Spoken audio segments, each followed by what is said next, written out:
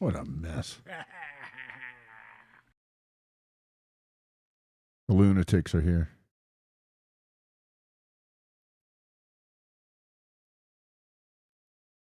Hello, everybody. How's it going?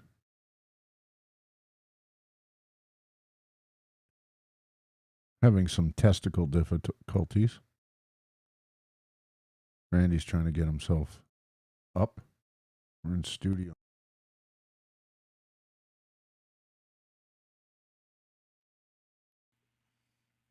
Oh. There we go. There we go. We're all here. Well, there we go. That's the way or what day is it today? Tuesdays. Yeah. Tuesday. That's the way Tuesdays have been going. It's all good. Shut up, Quentin. Fucking ban you.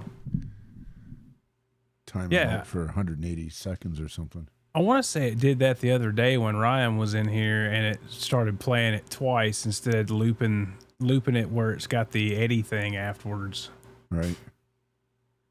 Man, I don't know. I think Ryan was pretty tipsy there on Saturday, so maybe he... A little? I don't know. I didn't stick around for the last... I think you guys went another hour and a half after I left. I don't know how y'all went 6 hours. I'd been up since 6:45, so I just kind of Irish goodbye'd you fuckers. Sorry. It's a party, right? You're supposed to be able to come and go as you like. Right. You knew he was totally shit-faced when he was like, listen, shut up, Arky. Shut up. Hey. Listen! Hey. Hey, I love you, man. I love you, man. Oh, God, I'm glad I missed that. Yeah, we're all got to cut loose sometimes. Yep. You still haven't done it, Randy or Jimmy? It's because I don't drink anymore, so. I gave up the drinking thing years and years ago. We'll do some Coke or something. Make it interesting. I'm good.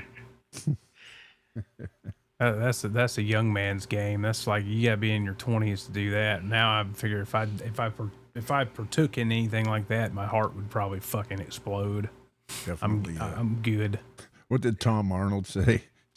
When you get to be 50, you have to choose food or cocaine. Right. You can't be fat and you can't do cocaine. One or the other. Exactly. Ask John Candy. Is that how he went? Pretty sure. Like a massive heart attack due to, I don't know what you're talking about. I've never done cocaine. I just like the smell of it. So anyway, welcome to Guitarsenal on Tuesday night, everybody. As you can see, the inmates are running the asylum, and it's already off to a resounding start. Yep, we're all born again goddamn Christians. Yep, and we're going to say hey to the channel members. Oh, look at that.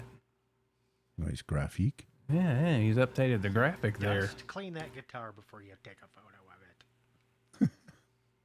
Is that like a screen grab guitars? from Guitar Center? I was going to say, I don't think Ryan has that many Strat-shaped objects. Nope. Cool, man. Thank you Looking to all good. our channel members. Looks good. Thanks for being here. Thanks everybody else for being here. 35,000 here. 30, yeah. Cool.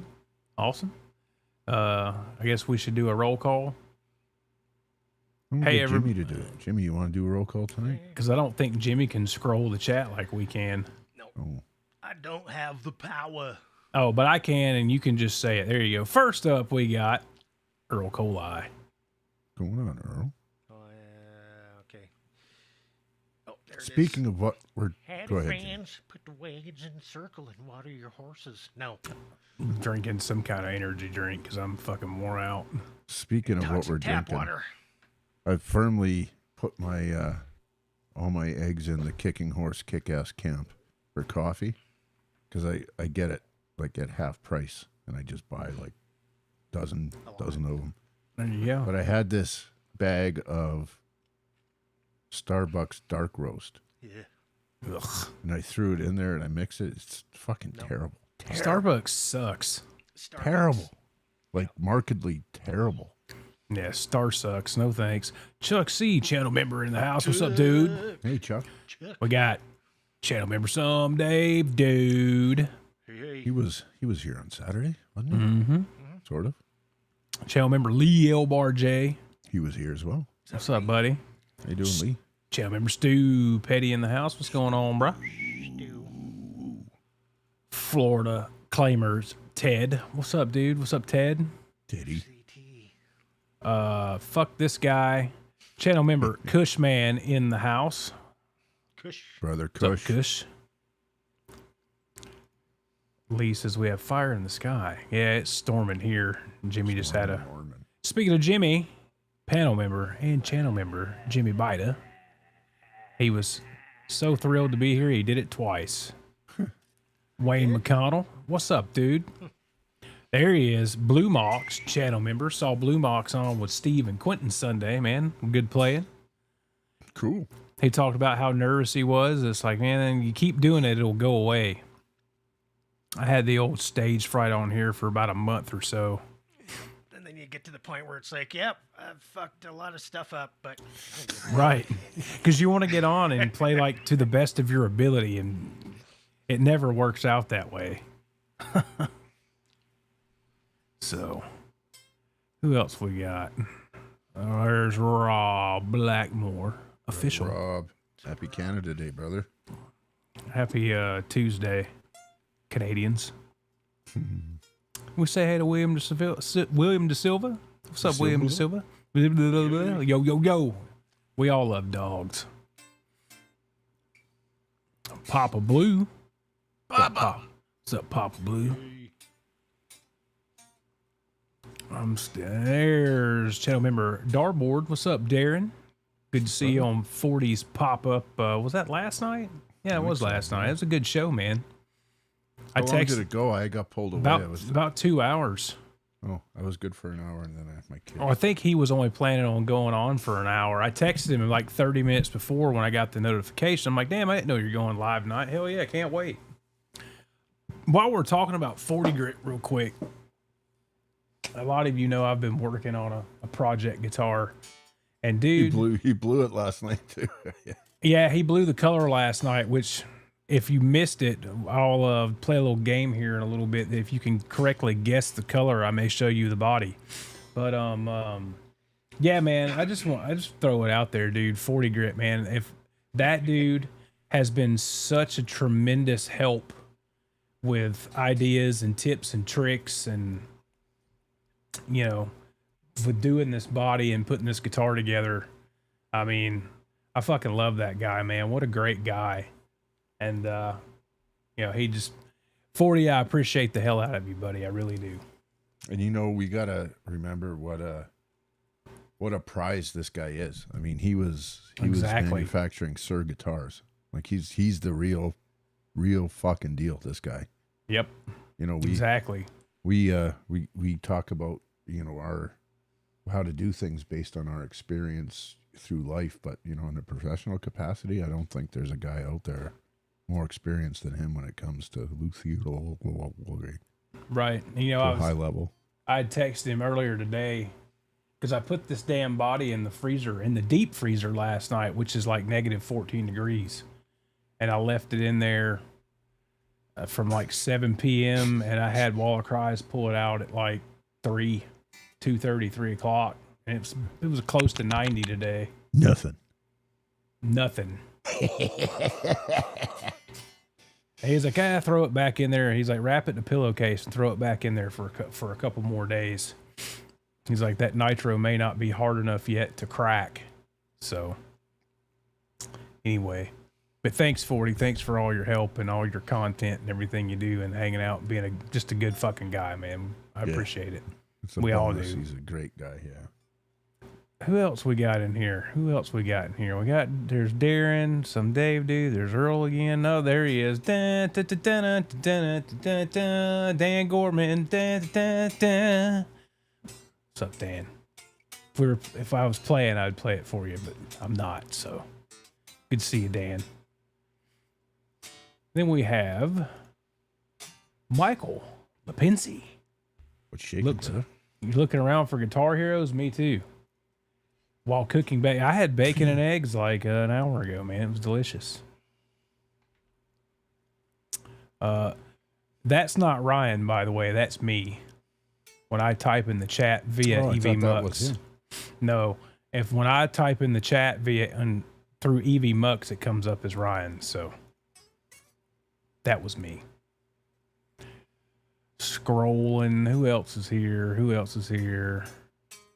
Searching for Tone. Channel member in the house. Shaking brother. What's going on?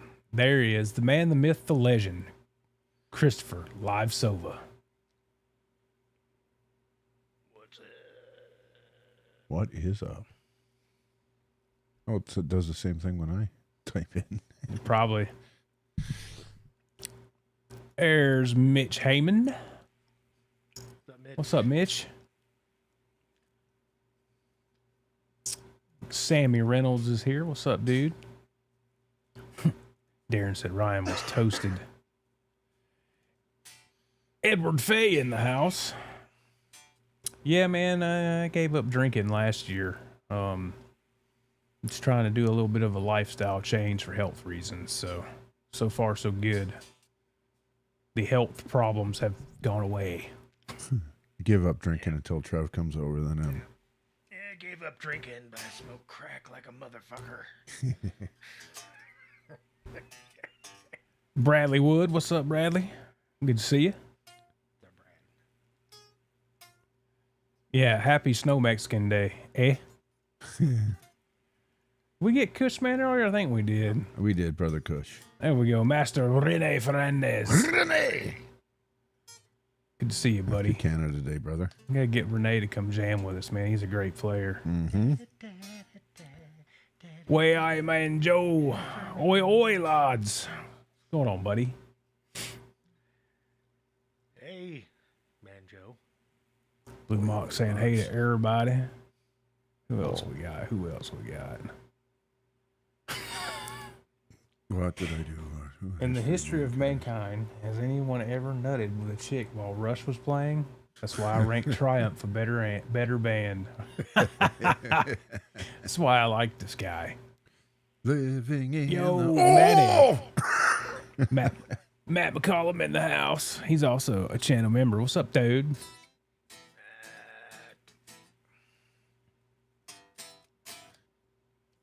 Good dude, man. Didn't Pete Willis have stage fright one day? Yeah, that was one reason he drank so much and got kicked the fuck out of the band. And then they got another guy that drank more than him that kept up with Steve Clark. So, I mean, you know, it's kind of like that whole Metallica firing Dave Mustaine citing alcoholism. It's like, y'all are fucking known as Alcoholica, really? I think they fired Dave Mustaine because he was basically an ass, wasn't he? Pretty much. Steve Resor, channel member. What's up, bro? What's up? Dave Mustaine liked to get violent and fight when he was drunk, and the other guys didn't. No good. Got PP tape. I'm a beginner. How long does it take to get as good as Trev? I don't know. Ask Trev. Mm-hmm.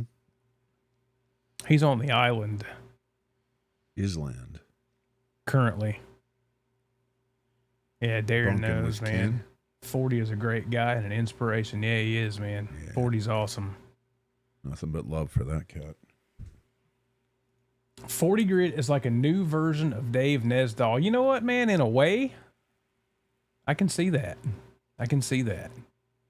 Nobody replaced Dave, but man, he's Right. carrying on in those shoes, man. That's Exactly. for sure. He's definitely doing his part of carrying that Nesdahl torch, man. Rest in Yep. peace, Nesdahl. Miss you, buddy. Stu says 40 is helping him now. Oh. Cool. Quit all that hollering and busting nut. What? Some Dave dude says MG Chemicals 403A 134A super cold spray. Yeah, I'm going to try. If this doesn't do it this next go around, I'm going to do the heat gun and upside down compressed air can method. That seems to work.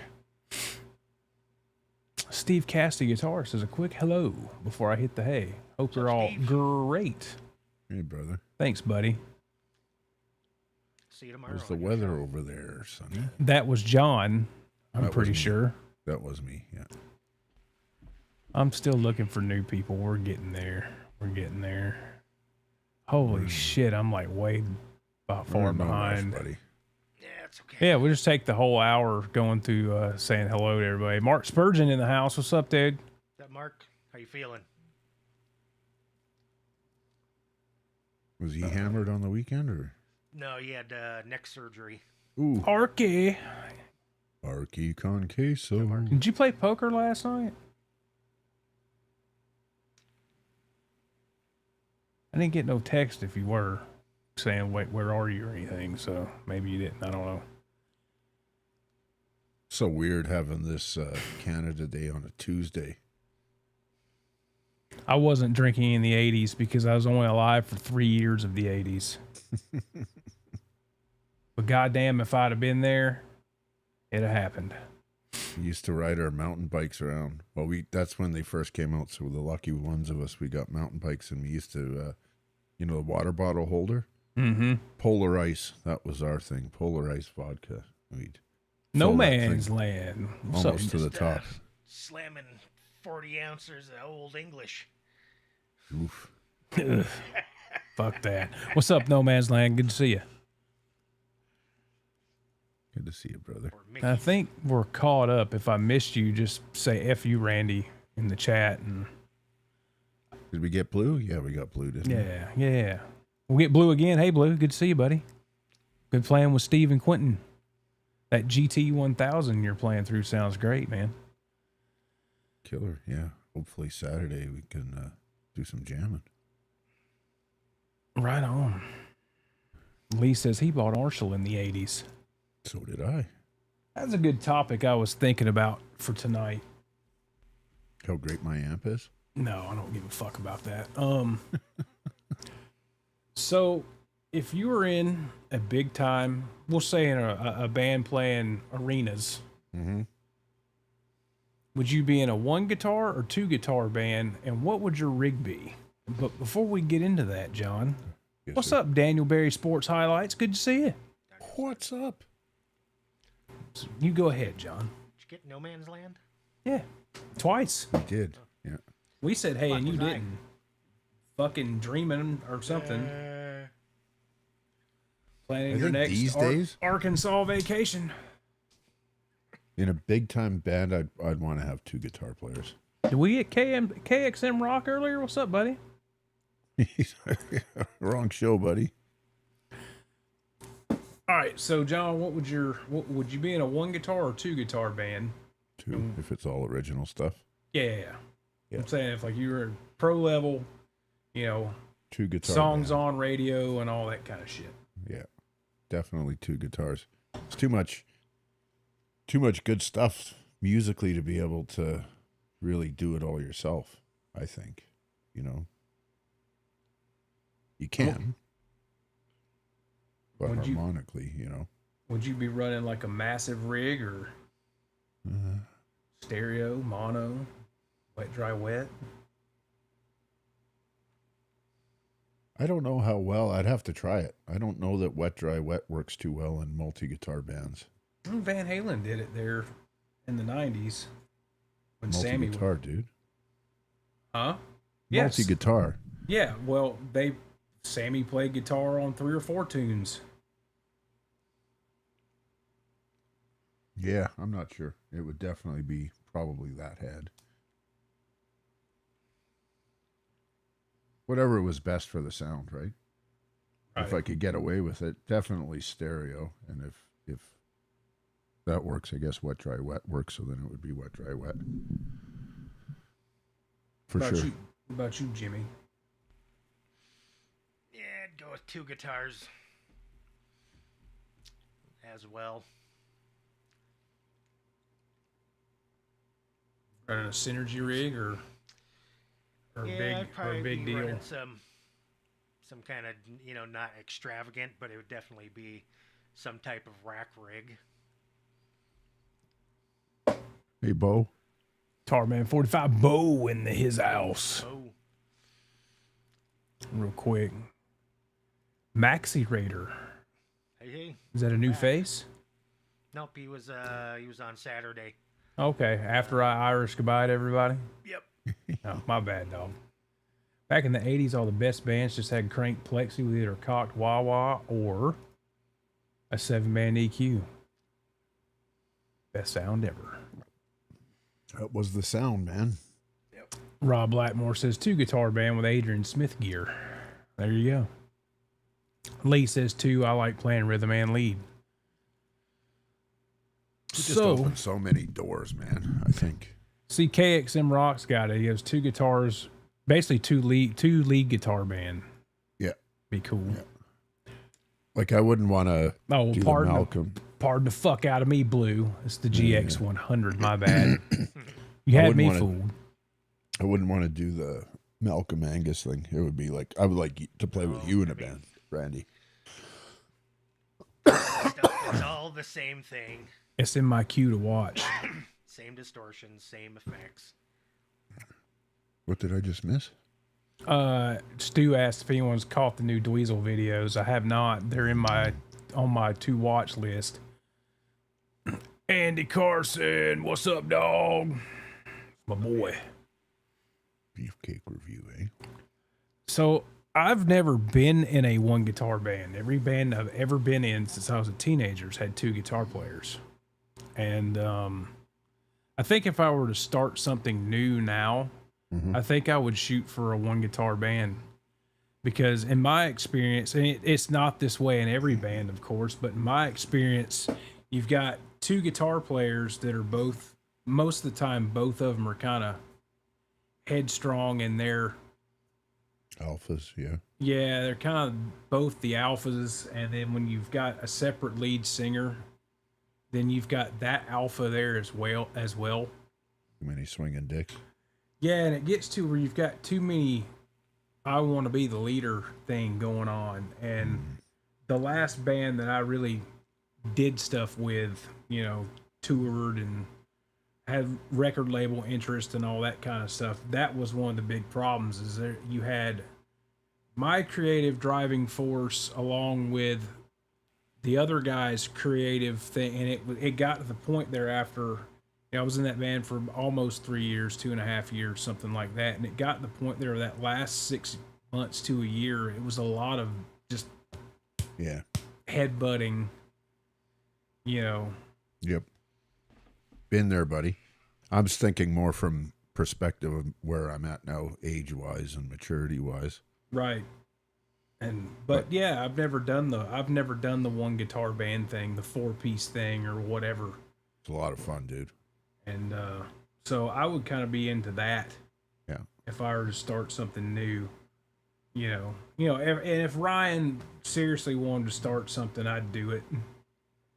Yeah. But yeah, I think gear wise, if you're the only guitar player, it gives you the excuse to get the big wet rig going, the massive wall of sound too. So, but the problem with that is you're the only guy up there, so there is no when in doubt, lay out. You can't do that. So when you fuck up, it's there. Everybody hears it. The big thing I found, because first original, we were probably 4 years and we were serious and playing lots of shows and all that. I was the only guitar player. See you, Joe. And you end up, I don't know if it's just a style or writing maturity, where you get to the point where it's like you just can't physically play what's going on in your head. Right. You need somebody else, right? Right. And then it just kind of blossoms from there. But the last original band I was in, the singer was also a fucking killer guitar player, absolutely killer guitar player. And he wrote everything, and it was, it was his way, period.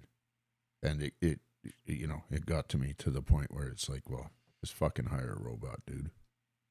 Right. Any kind of personality you put in it, it's getting pushed away, which is fair. I mean, and Eddie Fay says, doesn't that take some of the pressure off of you from a playing and writing perspective, being in a 2-guitar band? I've had it both ways, where the other guy didn't contribute shit. Right. and it was the bass player and myself writing most of the stuff, and then I've had it the other way where it was the constant headbutt of what that riff would sound better if it was played like this, or this riff would sound better, or why don't you take that solo down a notch, or why don't you play this part, and you start getting into that where it's a constant thing. So, Yep. But yeah, I mean, when you're in a band with a, like, I think it was my second or third band I was in when I was about 18, 19. Yeah. The other guitar player, him and I just kind of, he was the type of, we had kind of almost like that Mark Tremonti, Miles Kennedy thing where he could play something and I could finish it right up. Oh, I've got this that fits it perfect, you know? Yeah. Yeah. And vice versa. Yeah. And that's magic when you capture that. Right. And he ended up leaving and joining the Army. So that kind of fell apart. Yeah. So, but yeah, I did that hired gun thing out of Nashville for, 8 months or so. And that's cool. And that's one of those deals. If I knew then what I know now, I probably would have never left. I'd have just kept on and kept on. Yep. And Old little Andy Wood sitch going on. Yeah, I will never ever be on that level, but so. But yeah, I mean, if I did it, it'd be a single guitar band. I'd probably have some kind of 100-watt head running some form of a big, wide, wet, dry, wet rig, and you've got to have a great bass player in those situations as well. Yeah. That can hold your bass player can hold the song together when you're playing a melodic part or a lead or whatever, and that was one of the great things about bands like Van Halen. Yeah. You had Mikey, and Mikey just fucking hold the fort down. So yeah, if you're in a 3-piece or three-piece, but musically, the drummer has to be not good. He has to be fucking great, and the bass player have to be great. Period. Exactly. Beethoven was deaf and blind. He needed like 100 people to get it out. Lee says, I feel like if I were a great lead player, I would want someone to back up the solos by playing rhythm behind me. I mean, I can see that too. I mean, most of your great bands, well, think about it. You've got kind of like two tiers of like the best bands ever, right? You've got your Metallica bands where you've got arguably one of the greatest rhythm players of all ever. Time. Yeah. And then you've got like AC/DC. You had Malcolm. That fucking dude just drove the train all night long. But then you have your other bands like Zeppelin and Van Halen and Cream and Zeppelin they had John Paul Jones, who was like having 3 extra guys. Well, yeah, and Cream you had freaking Jack Bruce. But that goes back to what I said. Everybody has to be exceptional. Right. It'd be interesting. I'd like to see you get a year into that, Randy, and see if you still had the same perspective. Yeah. See, Eddie, you're right. That's magic when you have the band member that can start and finish an idea with call and response. Yeah. Yeah. I've experienced that twice, and the rest of it's just all a bunch of fucking work. Speaking of fucking 40 Grid, I was just singing your praises, buddy. Good to see brother. you, man. If you want to jump on, let me know. I'll send you a link. Mm-hmm. Yeah, one of the first serious original band I was in, the bass player and the drummer, they were just fantastic. And same thing, you'd get in a room with the drummer, drink some beers and jam and come up with a pile of riffs. The bass player would come in and start doing the arranger thing, and it was synergy, right? I started the riff, but the whole band wrote the song. Right. And Sova brings up Dokken. Don Dokken was the fucking weak link in Dokken. Go watch, I think it's the Philadelphia 87 show. There's been an upgraded audio and video of that show that got put on YouTube. 6-7 months ago. Right. And dude, talk about Jeff Pilson for a second. You know, that dude, and Mick Brown too on drums. I mean, first off, Pilson can sing better than Don. Still can, obviously, but even back then in their heyday in the mid to late 80s, I mean, Pilson was just fucking all over it. There were so many times in that show where you would start getting into a higher, Don's higher range, and he would lay out and play the Vince Neil and hold the mic out, right. And Pilson's over there nailing it. Yeah. The Mr. Scary jam where it's just Lynch, Pilson, and Brown, and it's solid. Yeah. But watching that show, I'm like, you know what, dude? Don Dokken was definitely the weak link in his own band. Never really cared for his vocals ever.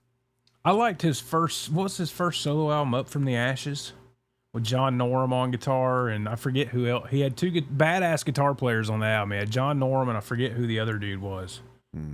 That's a great album. It's a good album. But once again, Don Dokken's the weak link. Right. Eddie Fay says, interestingly, when you listen to some AC/DC with the two guitars, you notice they're slightly panned off one side or the other. Then when they come in on the hook, they're in the middle. Huh. I've never really listened to AC/DC through headphones to notice that. Yeah, it's not something you right do that. Some Dave Dew says Michael Anthony was great at those high backup vocals. Fucking A, he was. Man. Still is. I think that was, besides Eddie's playing, I think that was like one of the defining things about, Van Halen was Michael Anthony's, backup vocals. Agreed. 40 saying, hey to everybody. Max Schrader, Boston and Pat Travers did the two guitar band best. Well, Boston at one point, when Brad Delp played on certain songs, they were at three guitars. I mean, more than a feeling's three guitars. You want to that's another massive fucking singer. Rest in peace, Brad Delp. That dude was fucking off the charts. It's good. Yep. 40 says if you have a good bass player, you can survive the one guitar band. That's 100% fact. Yep. Gotta have the drummer with it too, though. Yep. Even if he's a simple four on the floor drummer, it's got to be really good, though. Shocking. Sova agrees with me. Buzzing Fritz, what's up, man? Great show on Sunday, 40. That's right, man. It was good. Was it Sunday? I think it was last night, wasn't it? I think so. No. It was. Yeah, it was Sunday. It was Sunday. Yeah. It's a short week. They had a long week last week, and now I got a short week this week, so I'm all fucking. Ugh. Yeah, Don Dokken was the thief who stole the good music. Correct. Don Dokken fucked everybody in that band before that Monsters of Rock tour with Van Halen and the Scorpions and Metallica and all that. Basically reneged the contract and made Lynch, Pilson, and Brown sign on as hired guns. Oh, was that right? Yeah, that's why that whole Monsters of Rock and the was it the Beast from the East tour? Yeah, they didn't Lynch, and that was like the big driving apart of wedge. Yeah, the big wedge between Lynch and Dokken. How could that asshole do that? Because George wrote all those riffs. Yeah, for the most part. I mean, it's kind of. I mean, basically, Dokken was a manufactured band. Don had the record deal, right, and flew Lynch and Mick Brown and Juan Croucier of Rat to do that first album in Germany. And it just kind of went from there. And then he ended up, like I said, before that Monsters of Rock tour, if I have it right, before that Monsters of Rock tour, Don had the contract renegotiated for those three guys to basically be hired guns, so they wouldn't make any fucking money, and he would make it all. So. That's terrible. Yeah. I mean, he's lucky at this point that Lynch will get up there and play three fucking songs with him. I wouldn't. Yeah. He sounds horrible. He can't sing anymore. Yeah. I saw that clip from a few weeks back where Lynch was up there playing. What song was it? It wasn't In My Dreams. It was one of the 3 songs that Lynch gets up and does with him. And Don like just goes and sits down on the fucking drum riser and has his water and like pats his leg and kind of air guitars while Lynch is fucking slaying it. Tooth and nail. Yeah, it was Tooth and Nail. It's like, really? I mean, he did have cancer, or does, or whatever, or is sick as fuck. Thought he had a stroke. I don't know. He couldn't sing before that, Jimmy, so. I mean, somewhere in the late 90s, his voice said, I'm checking out. Gotta go. Sammy says the show they did in Germany was pretty good. A young Don Dokken and a very young short-haired Lynch. Freshly kicked off the Aussie tour for Jakey Lee. Arky just telling everybody hello. I'm going to say hello to Arky again. What? Jakey Lee and Ozzy as opposed to Lynch. You know, I always kind of wonder that. You know, what would the Ozzy albums would have been with Lynch on guitar? Yeah. Hard to see because, well, And then- you use Dokken as and even Lynch Mob to a degree. He has, I don't think he's writing his riffs are kind of Aussie riffs, do you? No. Whereas you listen to Badlands, well, I guess not, because I mean, Badlands isn't Aussie either. No, it's not. Badlands is more kind of heavy Bluesy blues and rock. rootsy. Yeah. Don't know. Yeah, very raw. Nothing. I mean, not a whole lot of production. It was just basically. I mean, basically, when I listen to those albums, you get the feeling that it's just like they're just playing, and they're all together, and they're not, there's Off no the floor kind of thing. punch-ins or anything. It's just, got the song. Here it is. Poof. Earl says Rolling Stones with Mick Taylor is a classic 2 guitar. You know what? I don't like the Rolling Stones, so I'm out on that one. I agree with you. I can't I fucking like the stand them. Stones. I don't know why people don't like the Stones. I can't fucking stand the Rolling Stones. Sorry. Well, each has their own flavor, man. What was always the question? You're either a Stones guy or A Beatles guy. I'm a Beatles guy yeah, I'm Stones. when it comes to those 2 bands. Yeah. No, Stones for me.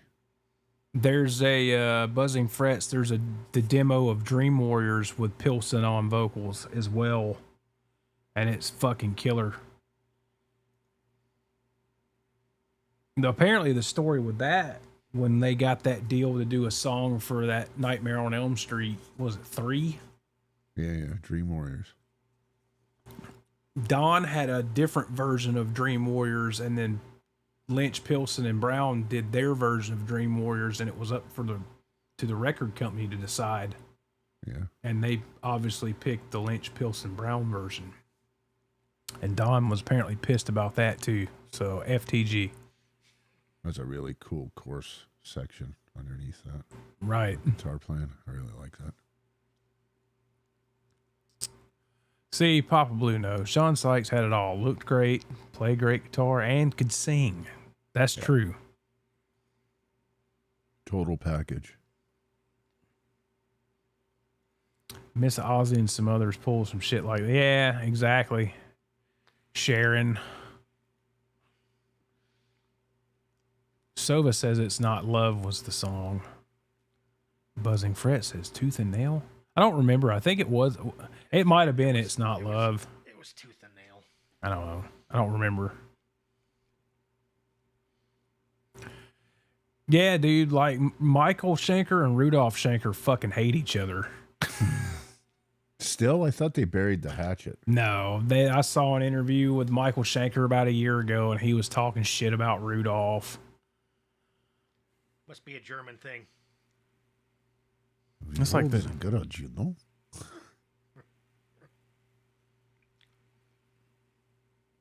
Which is funny because MSG never really broke the same way in America like Scorpions did.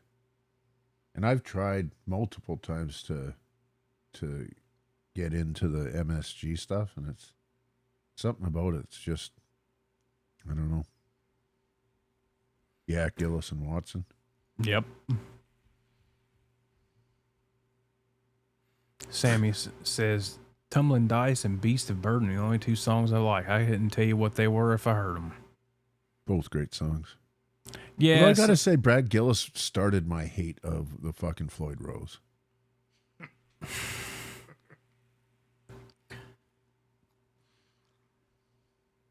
Just that. Like, Buzzing Fret said Don Dokken had a botched back surgery. Okay, I thought he'd had a stroke or some shit. I didn't remember. I think shit just like escalated, like all in a period of a decade where he, the surgery and then getting sick and. Yeah, exactly. Fucking, I remember seeing that interview where he says he wrote every song under lock and key, and it's like, no, the fuck you didn't. He wrote all the lyrics, maybe. Yeah, exactly. It was that when he got asked about, so well, that was their song. That was something that Lynch and McBrown had written, or well, that was a collab of all of us, and whatever.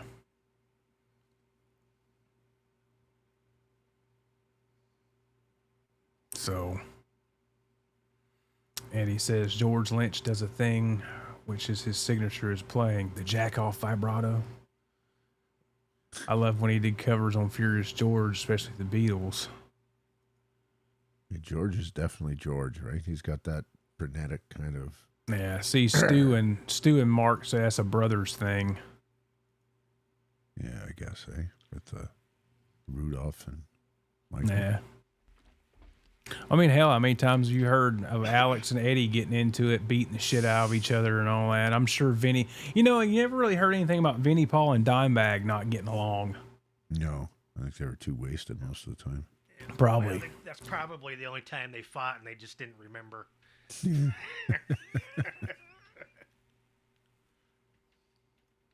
MSG sounded bad because Michael left his Plexi for a JCM 800.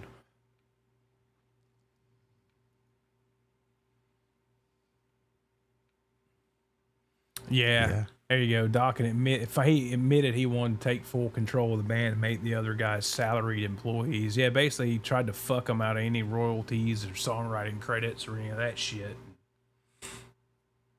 We got that first Lynch Mob album out of it, which I think is fantastic. Yeah, I really like that.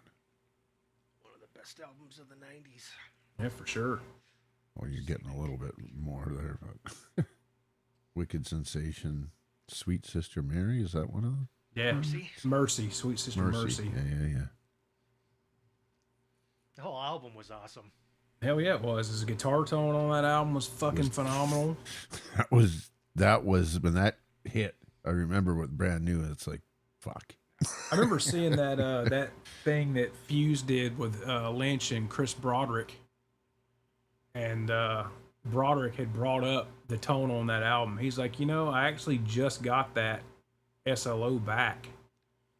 He's apparently that SLO he used for the rhythm tones on that album got stolen at some point. Was that an SLO? Yeah.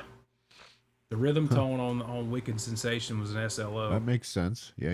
I can hear Now, the lead tone was a modded Plexi. Right.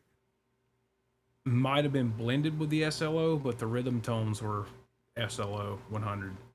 But it had gotten stolen not long after that album was done. And apparently, and I don't know how old that interview was, probably 10, 12 years ago. He said he had recently, some guy had contacted him and was like, hey man, I think this SLO I've got's yours.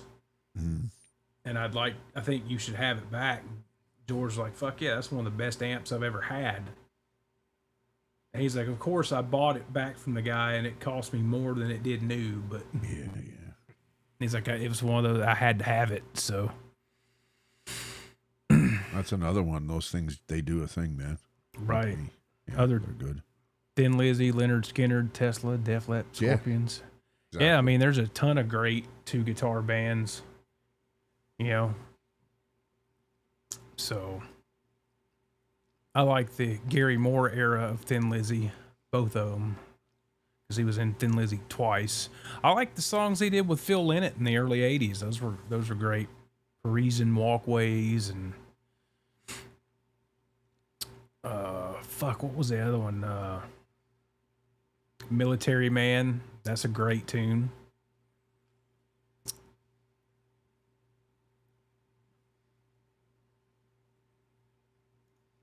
Yeah, I think Darren brought that up on your show the other night. DeMartini's tone on these more recent shows they're doing. He said he feels like it's just not there. What's he using now?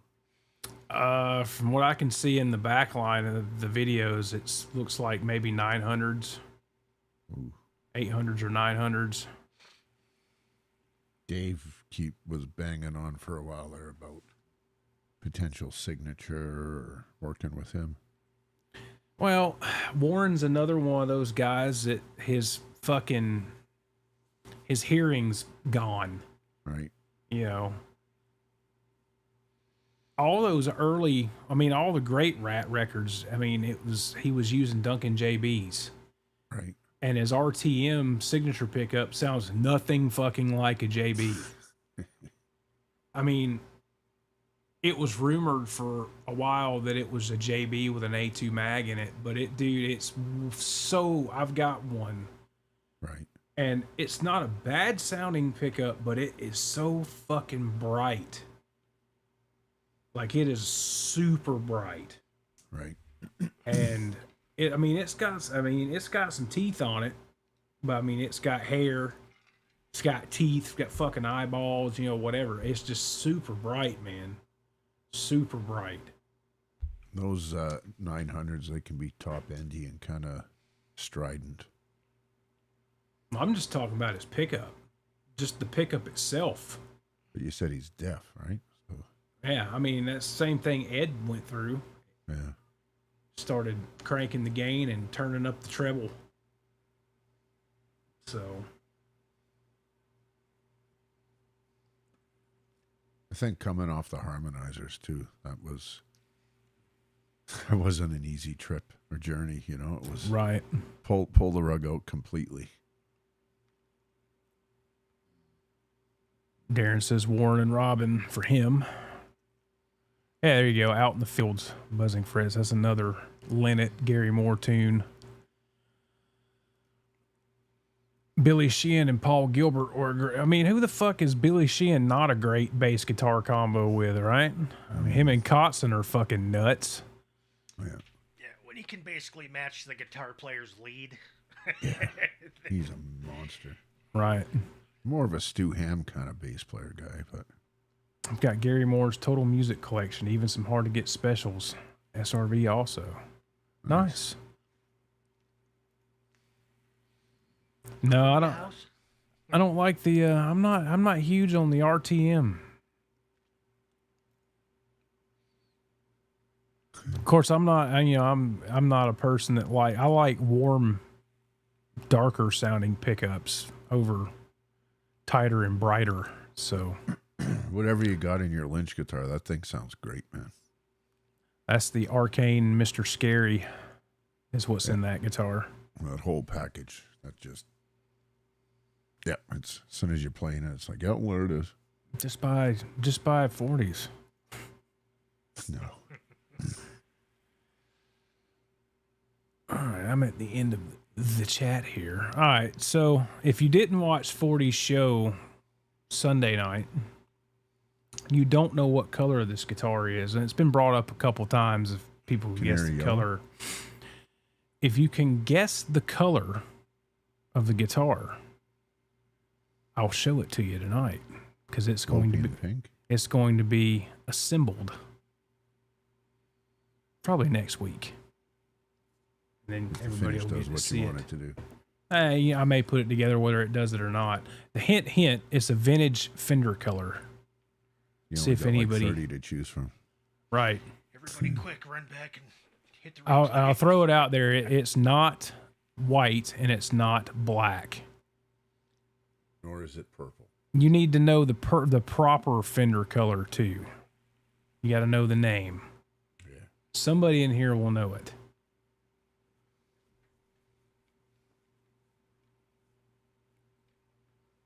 Siberian white.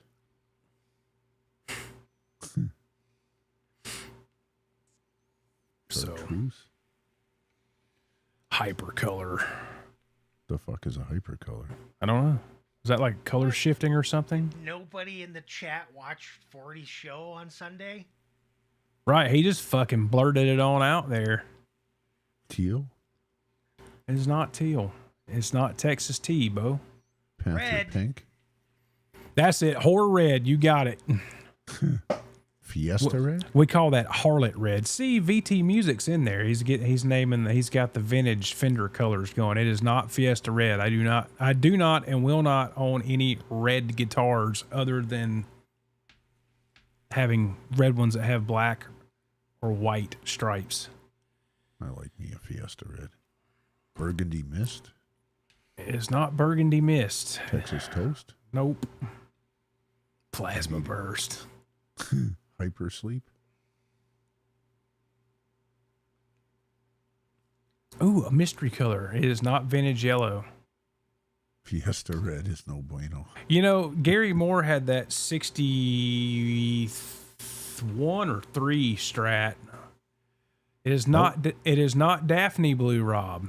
It's not Daphne blue. Getting warm is what he's saying. Fire Mist Gold was an option at the time when I was looking at colors. Fire Mist Gold and Aztec Gold were contenders, but I did not go with them. Immediately vetoed my shell pink suggestion. Yeah. And we have the winner, Andy Carson. Andy Carson. It is Sonic Blue. Is it Sonic the Hedgehog blue? It is Sonic Blue. Lake Placid blue. It's not Lake Placid Blue. Placid blue? Plasma Virgins sound better. All right. So yeah, I went with Sonic Blue. I've always wanted a Sonic Blue guitar. Isolation, Sonny. And I really like those old vintage colors. And Sonic Blue's always been one that I liked. But I've never bought one. So I decided I was going to do Sonic Blue, relic it myself, and then basically make a modern Super Strat mixed with the vintage vibe.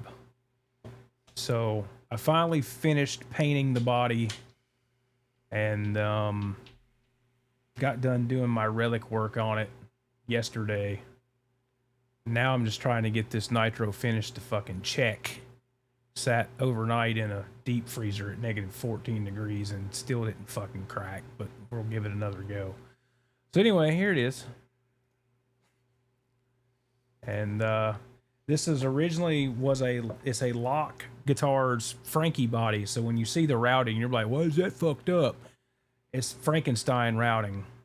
And but I decided it at one point was black and white Frankenstein paint job. And I always hated it. So got a new neck and all kinds of goodies, but this is my paint and relic job on my Sonic Blue parts build. A lot of razor blade work here. I can get the Sonic Blue is one of those colors that in the light it's fucking hard to see shit. But I did a lot of razor blade work and relic work to this body over the last few days. Gave me a pretty new respect for all the guys that really get into this shit and build these EVH guitars and getting into the detail and stuff. So here's the back. My buckle rash area, the nicks and chips and all that stuff. There's a lot of small nicks in there that's not really coming across on this camera for some reason, all in here. And yeah, got some on that lower horn there. Now when I get the Floyd on it, I'm going to put some more underwear like the string lock screws go through to kind of make them look like they've dug into the body. But I used all nitro Sonic Blue paint, nitro clear gloss.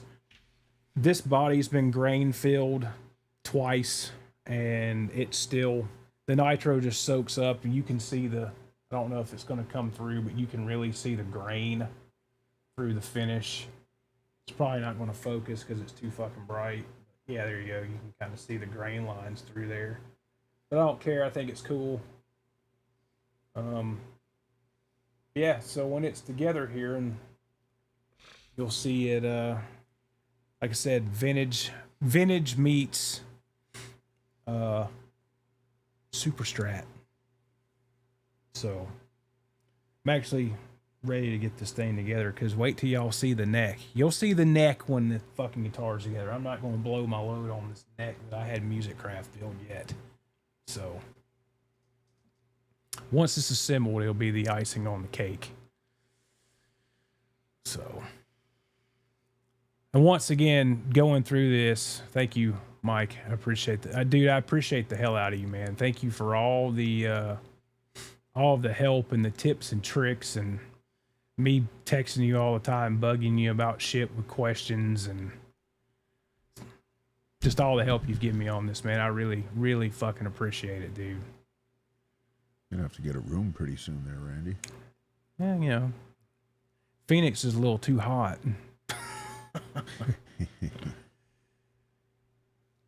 So that's one of the hottest places in America, isn't it? Probably. Death Valley. Does the neck have clay dots? It does not, and that's all I'm going to say about the neck for now. Yeah, that's the neck. Gonna be hard, man. The neck's the fucking best part of the whole thing. I was gonna say it's gonna be hard for it not to overshadow. What are your headstock preferences? It makes or breaks guitar for me. It's a Strat. It's the old. It's not a Charvel or a regular Fender Strat headstock. I'll tell you this, the headstock is the Boogie Body Strat headstock, so it's kind of in between the CBS headstock and a standard headstock. It's the same. If you go look at the neck that's on the current Frankenstein, it's that headstock, that Strat headstock. But yeah, headstocks to me, depending on the guitar, you can have the greatest looking guitar on the fucking planet. If the headstock sucks, James Tyler, McMull, I am completely not interested anymore. Yeah, man, give it a couple weeks and I'll be playing it on here. We'll do a whole Tuesday night devotional to it, I'm sure. I've been taking a lot of pictures on it, Cool. of the progress as it goes. So once we do the Guitarsenal show unveiling, I'll if you're friends with me on Facebook or if you're on Instagram, I'll post up all the pictures of the start to finish, basically. So that was a really good choice of color too, Randy. That's not something that you normally associate with Randy. When I brought the body home yesterday, Walla Cries goes, "Man, you left more paint on there than I figured you would." And I was like, "Well, I've already got like the super relic Henrik, and 40 showed his off, and you can see where MJT painted the back of his, because the back of his has way more paint on it than mine does." And mine does not have the Egyptian "it's too much" symbol on it right here. Right. So, because the 2020 runs, when they were actually limited, were slightly different. The necks are different finishes. But, yeah, KXM says, "Don't check it." I'm going to try it again. If it don't check, it don't check. So if it doesn't check, are you gonna just keep going with the nitro and build up a? No. Nah, I'm not going to spray any more on there. And the thing with nitro, it's if you spray more on there, nitro melts into the layer below it. Right. So any of the razor blade work and shit I've already done to it, if I spray more on there, I'm going to have to go back and probably redo some areas and then have to go back in there and touch areas up and all that shit, because it'll basically look like it's smeared. I didn't realize you bladed it already. Yeah. I mean, the only thing, all of this relic work on this body is this is all razor blade work. Oh. Except for, I did use 320 grit up here to get most of that off, and then did the razor blade work on the edges of it, and then hit it again with some 600 to kind of fade it to where it actually looks like it's rubbed. So, and I did you that. Get your pick guard? Yes, I have the pick guard.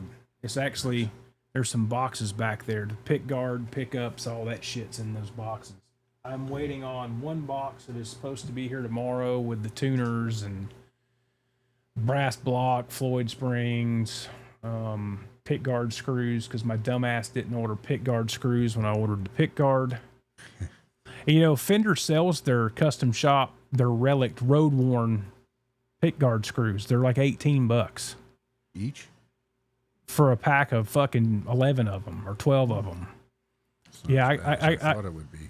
Well, I bought my whole set of them plus a few extra from StuMac for fucking $4.40. So what's that tell you? Plus $12 shipping. Yeah, no, I have free shipping. Order enough shit from StuMac that I get the old free shipping there. So Stu says very cool. Sova says solid action. Blue Mox says, is that the one going in the freezer?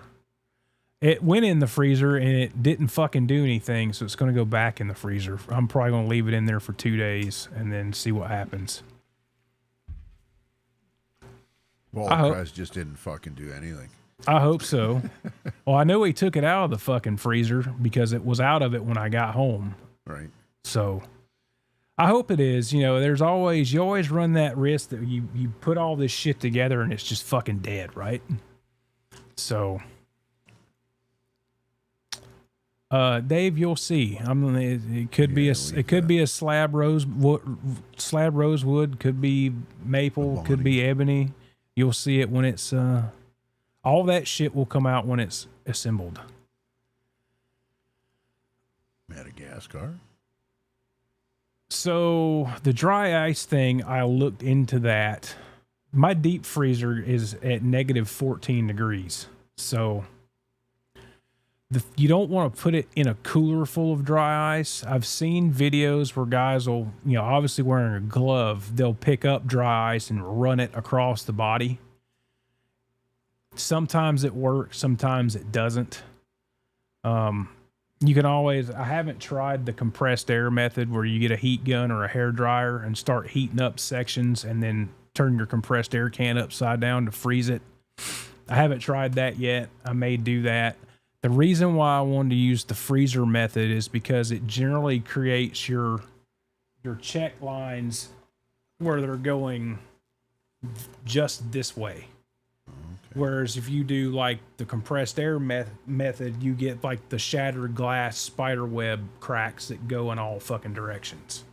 And I just think the straight, I guess that's what, if you're holding it like that horizontal, I think that looks better just for my taste. I mean, at the end of the day, you're fucking the finish up, so it doesn't really matter. Yeah. My dad's got an OG 69 SG and it's all checked. Yeah. Looks pretty cool. Thank you, Bo. Thanks, Joe. Bromance. Seriously, though, man. Appreciate you. Stu says he does more working on guitars than he does play now. I've gotten to that point where I'm kind of tired of buying $3,000-$4,000 guitars and fucking modifying them to what I want. And this is the second guitar I've built, and I didn't paint the last one or any of that shit. So this one's actually been fun. I've actually really enjoyed doing this to this guitar. I've learned a lot. I've learned that Joe. I've learned that I probably won't ever fuck with an ash body again. That's not paint ready. So, But yeah, I think I'm gonna just kind of start for anything new. I think I'm just gonna start putting shit together. Got old wise Yoda up there in the top corner. Jimmy's been doing that for years. They're not abalone. Way up, dude, in the house. It's his fault. It's his fault the fucking guitar didn't check. Yep. What's up, way up, dude? Nobody noticed my brand new one? Oh, I noticed it. Yeah, Sanskrit for overpriced. That's it. Less is more on nitro.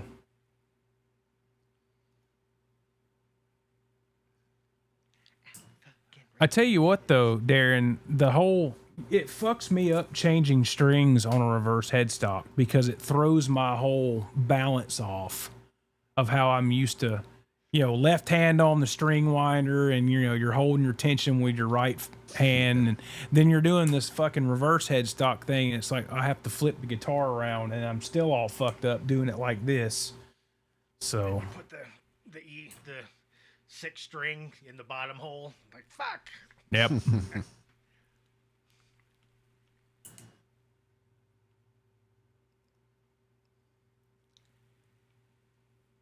I got no interest in surfboards.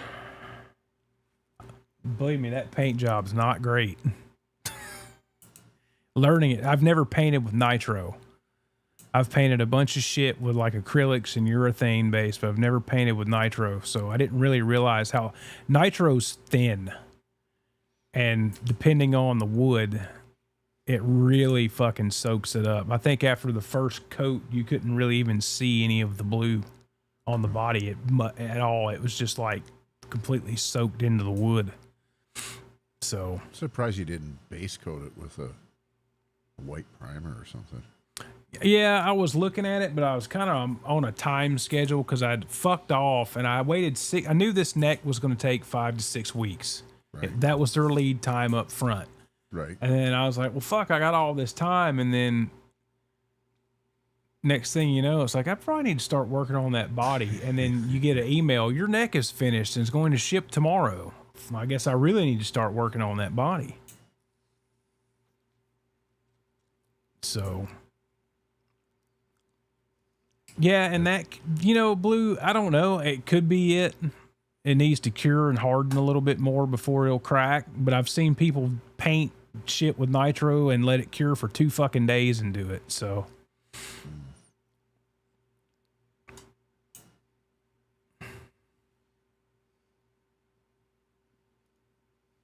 what pickups? Should I give that away or no? I don't think it's going to do anything to the aesthetic of it, but No. And they're not going to know the layout of them anyway. So I'm just going to say they're DiMarzios, and it's the same DiMarzios that I always play. There's a Tone Zone variant involved and an Air Norton variant involved. no AT. Nope. 3 cruisers, baby. Nah. That's right. Stack bodies and store them.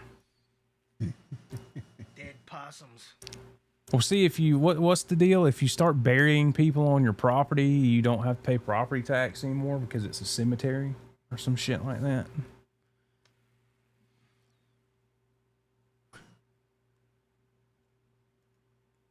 Papa Blue says his 83 Les Paul Custom is pearl white and it's checked all over and it's yellowed. Sweet. Nice. KXM Rock says I'm basswood 100%. I like swamp ash and alder. Yeah, I mean, just face it, I'm a fucking Strat guy, right? Yep. And we can get into that tone wood debate, but just for me and the guitars that I've owned and currently own, the ones that always kind of teeter and sounding the same and in the same weight range and all that shit are always alder and swamp ash. So I'm not a huge mahogany fan. You know, if I was building like a fucking Explorer or some shit, I'd probably use mahogany. But Strats, man, I like alder and I like ash.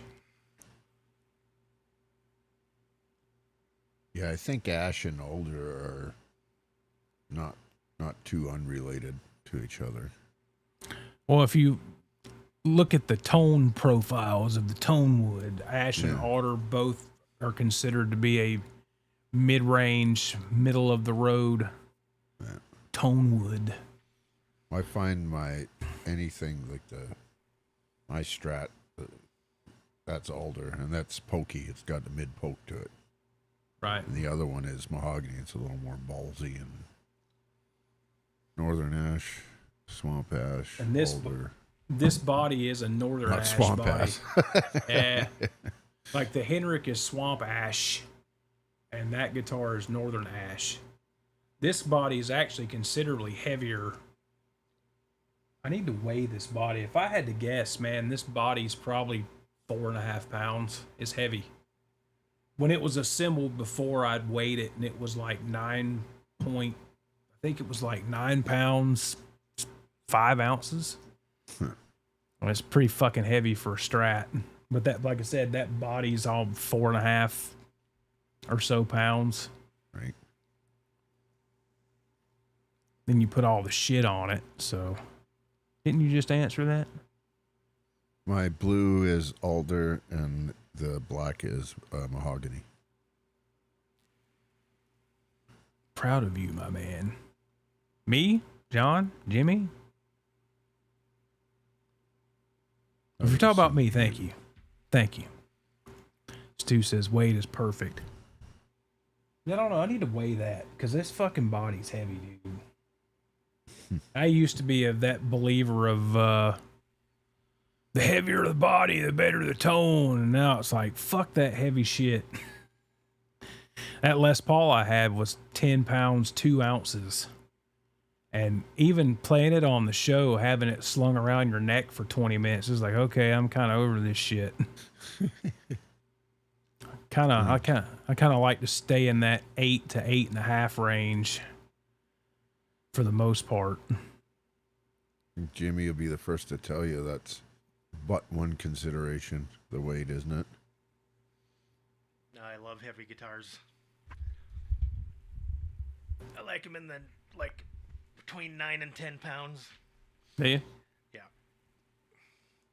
Yeah, I'm 8 to 8.5. Usually if it's under 8, I'm not really interested.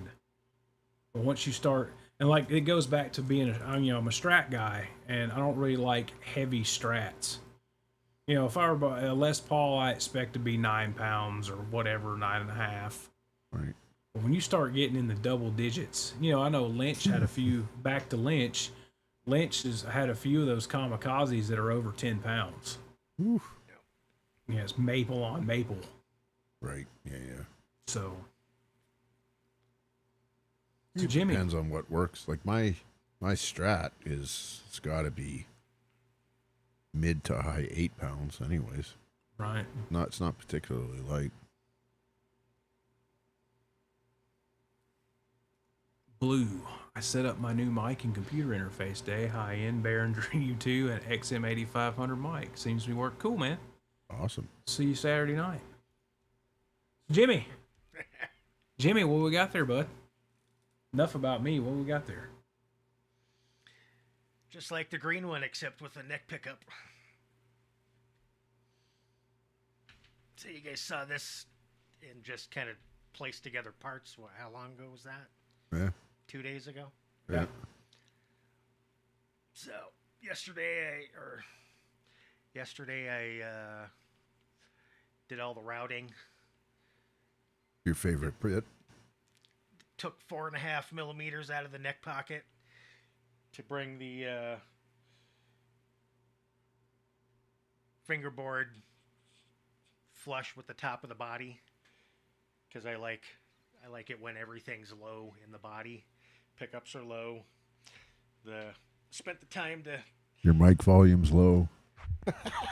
Yeah, thanks.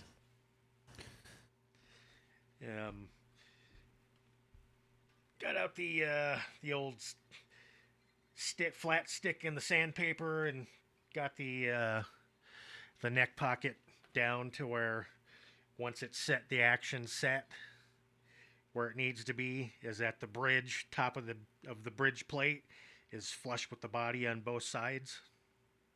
Cool. So you like that fucker down in the cavity? Yep. And that's a floater, yeah, Jim? Yep. Jimmy don't do that blocked Floyd thing. So I did all the routing, got the sanding, did the finish yesterday, and then started fitting today. It's just like the other one. I did the inserts. Nice. Except this time, instead of just using the screws, is I got a set of the metal inserts for the neck, and these are actually stainless steel bolts. Nice. That go into the inserts. What's up, Sean? Good to see you, buddy. What'd you use did you hand stain that, Jim? Yep. Yeah. This is, I call it toxic blue. It looks blue in the camera, but it turns blue and purple. Nice.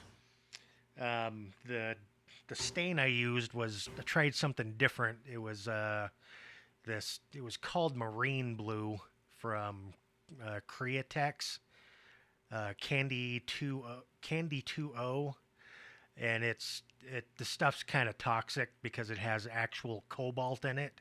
Nice. And the SDS sheet for it says, yeah, don't put it down the drain because of environmental problems. So I was forced to put a thin layer of finish on it. So what I used was this lacquer called what was it? Permalac. A spray bomb or? Well, it comes in different forms. You can get it in just a liquid for spray guns, but the stuff is like water. Right. And it's extremely difficult to spray. Or so to keep a wet edge when you're spraying, it doesn't matter. The can's kind of harder.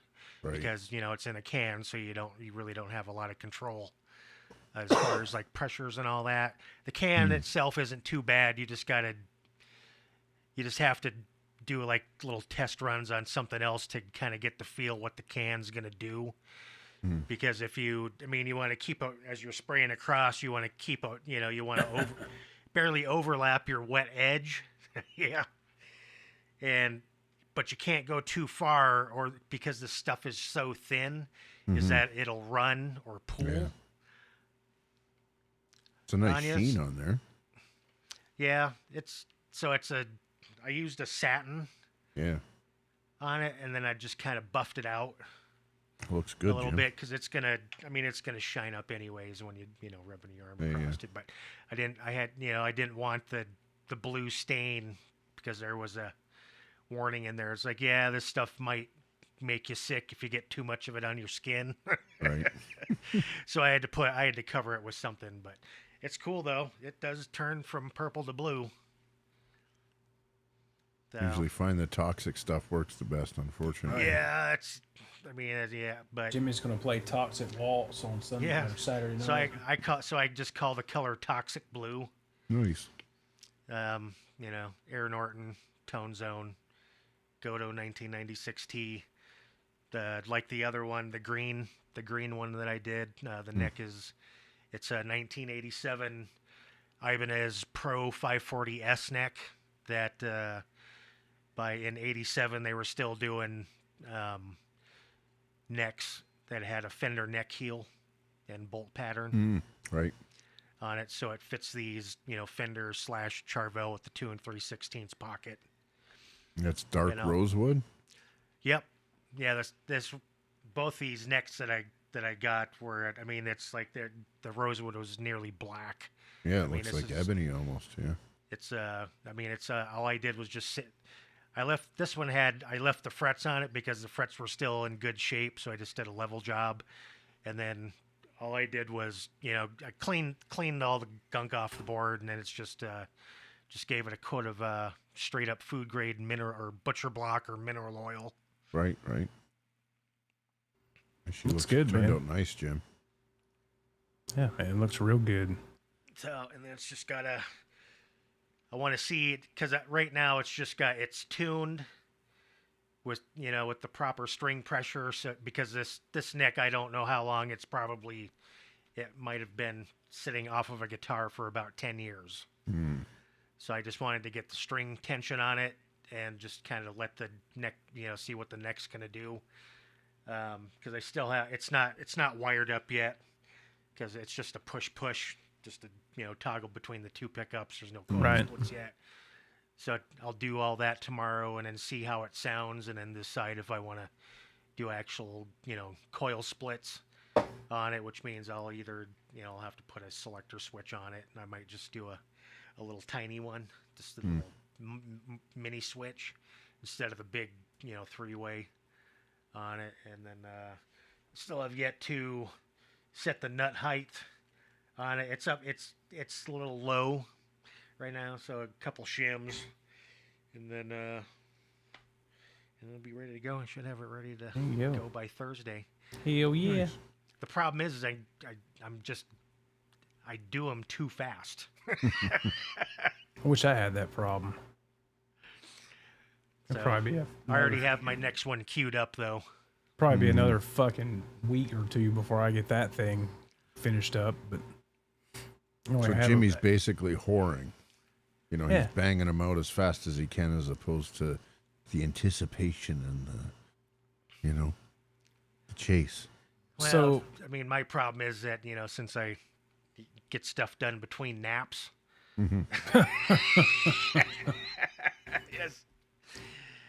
Is one once I get into that I'm in that mode I don't want to stop. It's just like I'll be up until 3 or 4 o'clock in the morning, just like working away, blasting away on it.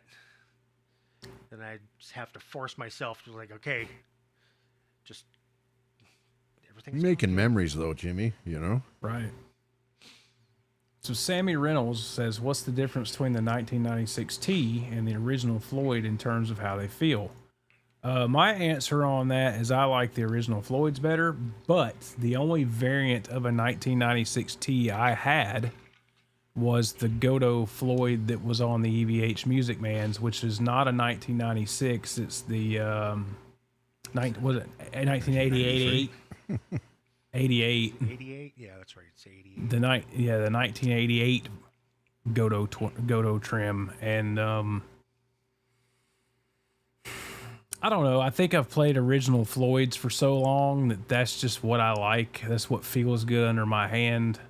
A lot of people say that the Godots flutter better than the Floyds do if you have them floating.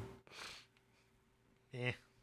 I mean, and that really, to me, kind of goes back to, that's just really your spring tension, or you're using not shit tremolo springs. You don't put your 6-screw Strat trim springs on a Floyd or something. 40 was talking about that the other night about Floyd springs, and 2 blacks. I use the Godot ones. I've had excellent luck with the Godot black springs. And it's always two springs. Nice. Yeah, Never failed me yet. That's another thing in my box of shit that'll be here tomorrow is the black Floyd, the real Floyd Rose springs. I don't. The reds are too heavy, and I don't give a fuck about green and yellow and all that shit. I don't care for the whole multicolor fucking Noiseless. Floyd. I mean, the blacks are noiseless. Yeah. But I don't know. I mean, to a point. I don't like the actual noiseless springs. I think there's a better way to do that. I mean, how I do it is, you get a pickup like a Seymour Duncan. It's got foam in the box. Put it underneath the spring. And I just take. Well, I don't do that. It's like before I install the spring onto the guitar, is I cut. I like a square of it, the length of the stretched out spring, Hmm. and I make it just slightly bigger so that it's actually compressing on the inside of the coil, Right. and then you just stuff it down the middle of the spring, Up the walls. and then I think you're right, Randy, with the Floyds, because I got on one of my guitars. I had one of the, I still do, but I gave it to my son, the FU tone bridge. Good, it's great, but I go to the original Floyd. If I'm gonna use a Floyd style guitar, it's a Floyd. That's all there is to it. I'm pretty sure that the FU tone Floyds are made by Ping. You know, there was Is that good or bad? Well, Ping's who made the Floyds on the PV Wolfgangs. Okay. The USA ones, not the Korean ones. But Right. Yep. I mean, they look awfully similar to a Godo, Mm-hmm. except for the saddles. Yeah, they're slightly wider. Yeah. Across, in width. Mm. And they do not use a 3.5 millimeter Allen wrench. It's just a slotted post. Right. So you use a standard screwdriver on them. That'd be a flathead. Or a Philister. Right. I can't confirm that they're made by Ping, but they look an awful lot like Ping made Floyds. Yeah. So No, they're great. They sound good and they work good, but it just doesn't feel the same as a Floyd. Everybody goes, Ping, you mean the golf club company? Yes. Yep. I know they make good clubs. I've played with some Right. before. Tone clubs. Cucumber's here. Channel member Cucumber. Favorite short crew. Glad we can appease you, bud. Yeah, I mean, the Godo and the Floyd, they're both made of the same metals in the same spots, of the same hardness. The Godo is a little bit shorter profile, and the saddles are smooth, Right. so they're not stepped. So I mean, I'll use a Floyd. I have no problems with them, but if you're going to give me a choice, I'll always go with the Godo, because I just like the feel of it under my hand better, because everything's smooth and there's no points. Right. The saddles are on the Floyd, or have points or stepped, where the Godo is like a radiused end. Mm-hmm. It's weird. I've been playing these 510 tremolos for quite a while now. If I pick up a Floyd guitar, it's like, oh, there it is. It takes a minute. And I've had a few guitars with the 510 bridges, and I'm not a huge fan of them. Yeah. All of them what you like.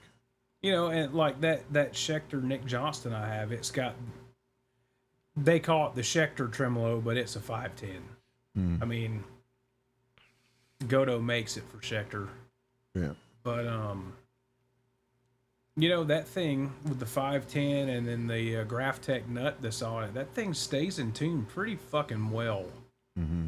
So unless you're doing like a dive where you got the bar against the body or something, it might come back a little sharp or something, but it's still in relative tune.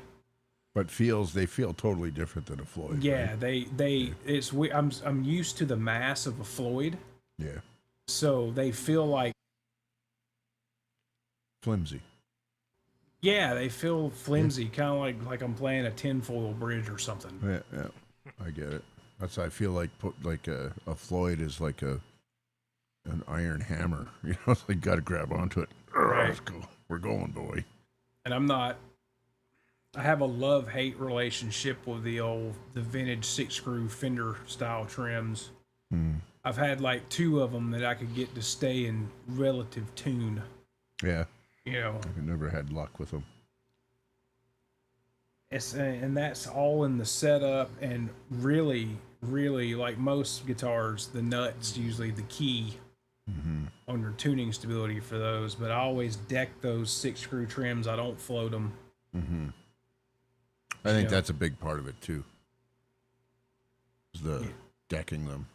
Yeah, and I set the tension on them where you can pull a whole step bend off before it'll start to lift.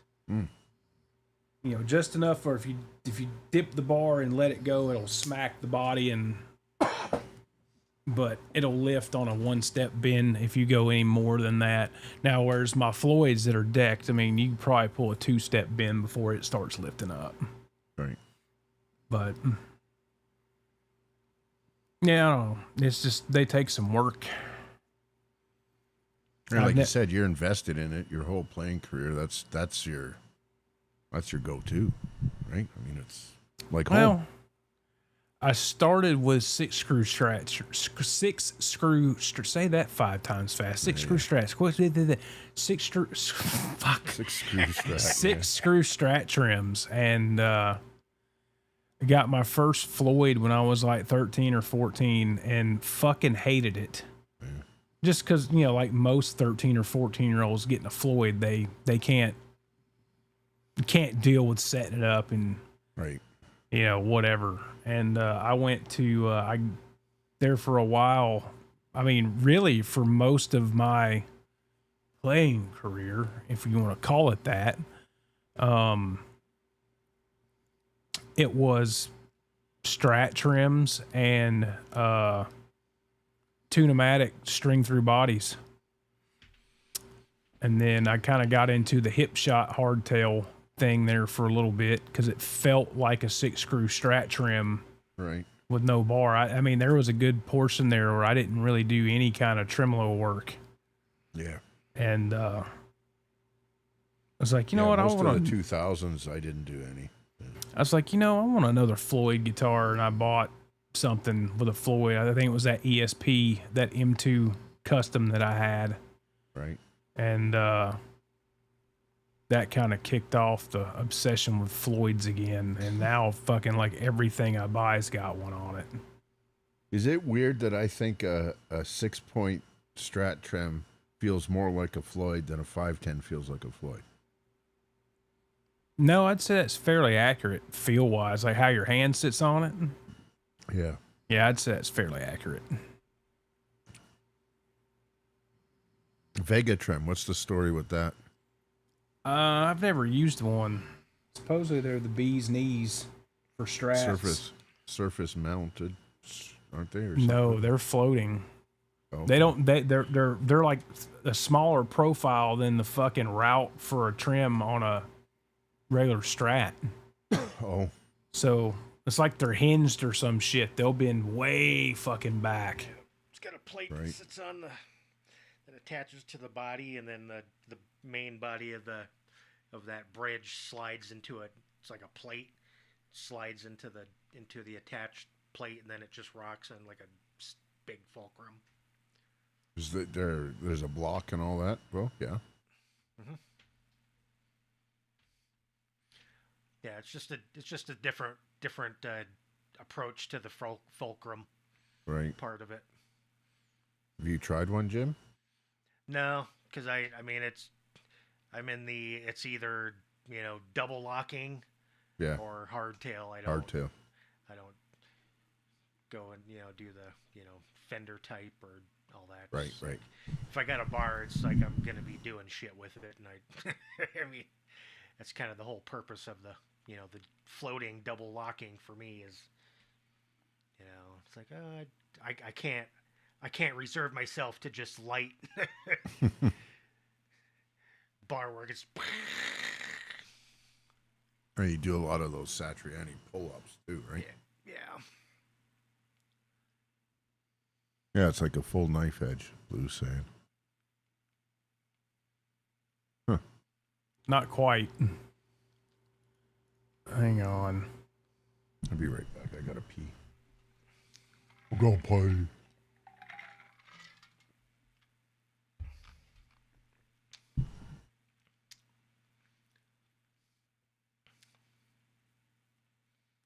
So this is the Vega trim. This is one for like a regular strat, 6-screw strat trim.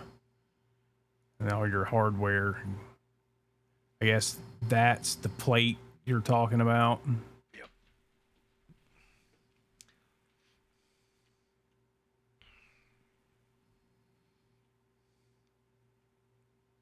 a kind of a Floyd style bar. Got different tension springs and all that. I guess these fit your 6-screw Strat trims, and then they've got like your 2-point retrofits.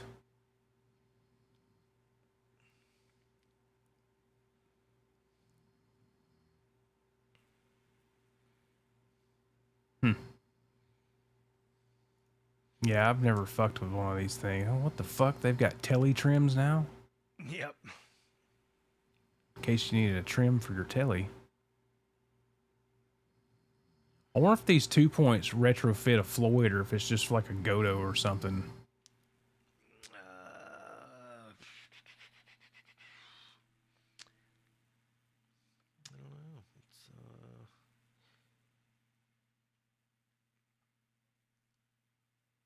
I don't know.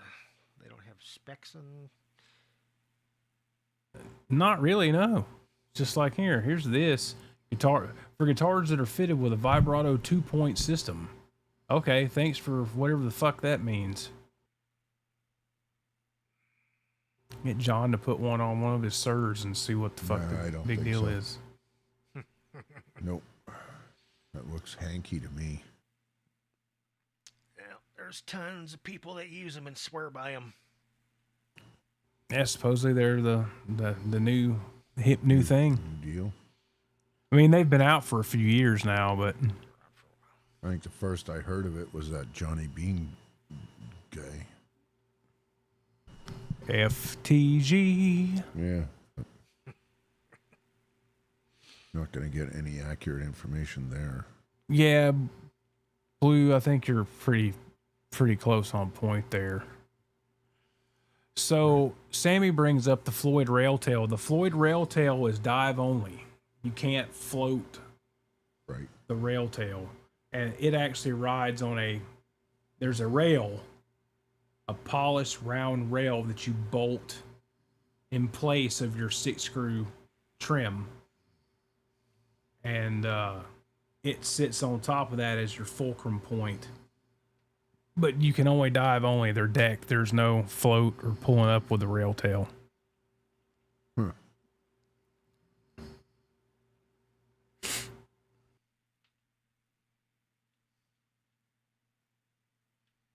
Yeah, see, when you have the Vega trim, you can actually see through the trim cavity on the back. Yeah.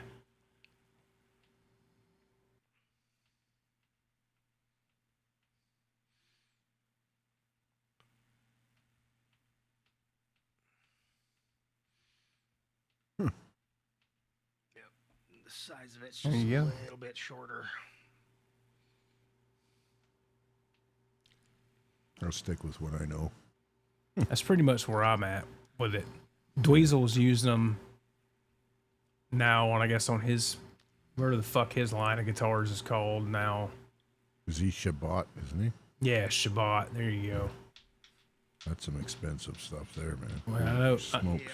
Donnie Ward, I think's making those. I don't know if he's making the bodies and the necks, or just the bodies, or just the necks. But Donnie Ward that makes the necks for lock guitars, all the EV8 shit's the one that's making those for Dweeza. You know, what's his face? The dude that owns the Music Zoo, Tommy, whatever the fuck. I can't remember his name. He had his line of custom guitars come out that he was selling exclusively. Right. And Donnie Ward was making those too. So good on Donnie, man. Donnie's another great dude in the guitar building community, especially the Van Halen stuff. He got real tight there with Lynn Ellsworth, which if you know anything about boogie bodies, you know, Lynn Ellsworth was the dude. He learned a lot from Lynn, so got to hang out with him, visit his shop and all that shit before he passed. So Donnie's another guy, wealth of knowledge when it comes to guitar stuff. Right. So I know Michael Nielsen. I think he's got one. I know he's got at least one Shabbat. He loves it. Dude's got one of everything. Oh, yeah. Sean wants to know if Ryan's still recovering from Saturday. Probably. I don't know. I was long gone by the time you jumped on here, Sean. I worked all day Saturday and then did some other shit. So I was fucking out of it Saturday. So I Irish goodbye. I was playing King's X tune, and he split screen it and was doing hip thrusts through the whole thing. Yeah. But he was having a good time. It's good to see that guy let loose a little bit. For show. Art says it's not his fault. Maybe it is, maybe it ain't. Well, they made the mistake of doing super chats for shots, and Yeah, he'll probably do that again too. and then somebody gave $25. I think Blue Mox did, or somebody. So that was pretty much death warrant signed there. Right. Oh, it's almost 11 o'clock. You boys about ready to wrap her up? I was just thinking, I had about enough for tonight, I think. Anybody got any other questions or anything for the evening?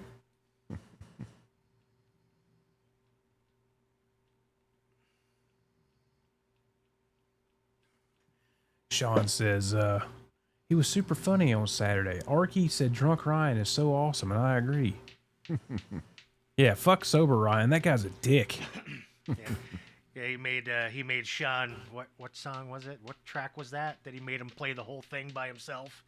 I think I was gone by then. Well, go to his house. He'll make you play that Drop C song by yourself twice.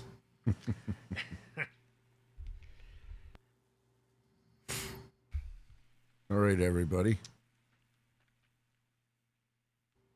The D minor blues. Oh, yeah. That one's, at least that one's a little bit shorter than the other ones. Oh, take a fucking gander here. You tell Beesman to start polishing my fucking knob. I mean my Stephen Carpenter 7-string you're gonna send me tomorrow after I win. Oh yeah, big anniversary show tomorrow. That's right. Under the Bus Boys. Give Can you throw that up, Arky? Their channel link, please. And that's another dude I want to give a shout out to is Kurt for the tips and help and shit he's given me on this guitar project too. It's just a big, like the Oscars, I got a thank you list. Kurt, 40 Grit, John Conklin, fucking Jerry Leica. I mean, a lot of those dudes in the EVH guitar building realm, I've picked up so much shit from those guys when it come to doing this. So I'd again. hold all the thanks and celebration until it's done. Make sure she's not a dud. I'm trying to fucking make sure I win that fucking guitar tomorrow, John. Right, Shut up. Right, sorry. Dumbass. What? JB versus Custom 5? Question mark. Maybe I should win it, then I can go and meet Kurt in Seattle. Ooh. For the day. Darren's got his question. The Duncan JB versus the Duncan Custom 5. I know 40 Grit's answer. That's right. That's right.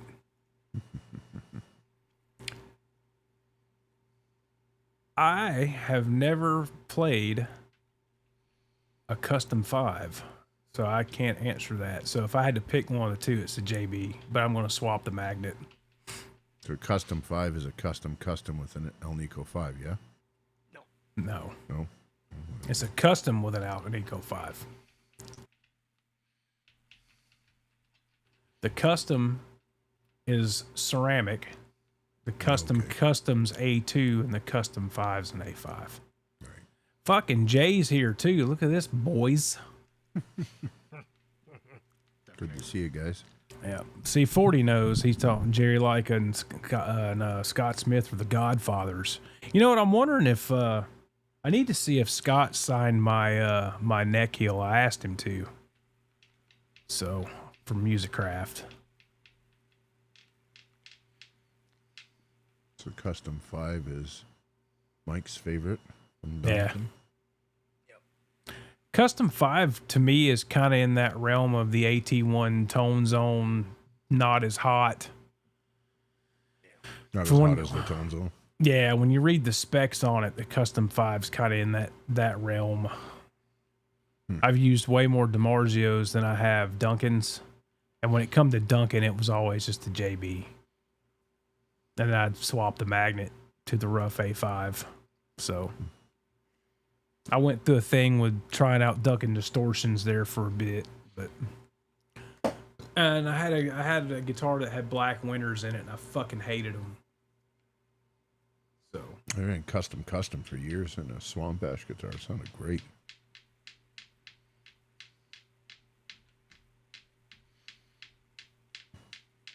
Yeah, it's too bad that whoever in China is, making counterfeit Seymour Duncan pickups by the fucking boatloads. right. Just go to eBay. Dude, I'm in that fucking Seymour Duncan users group, their official Facebook group or whatever. And every fucking day there's 2 or 3 posts on there. I bought this Duncan on Amazon and I bought this one on Reverb. Does it look fake? Yes. Yes, it does.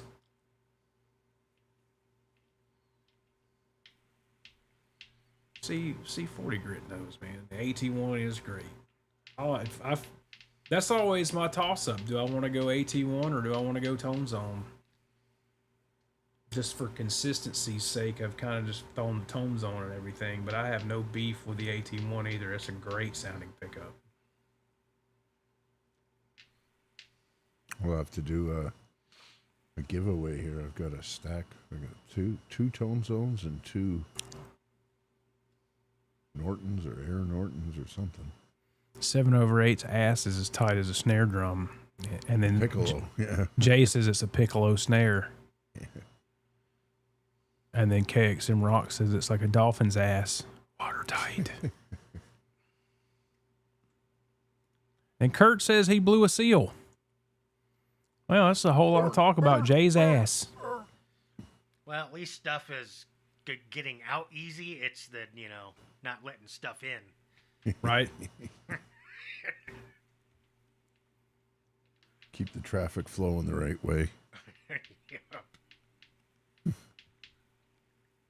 All right, everybody. I think we're going to sign off. Thanks for hanging out with us for this past 2 hours. Kurt, I showed the body off earlier, buddy. Just rewind like a fucking hour or something.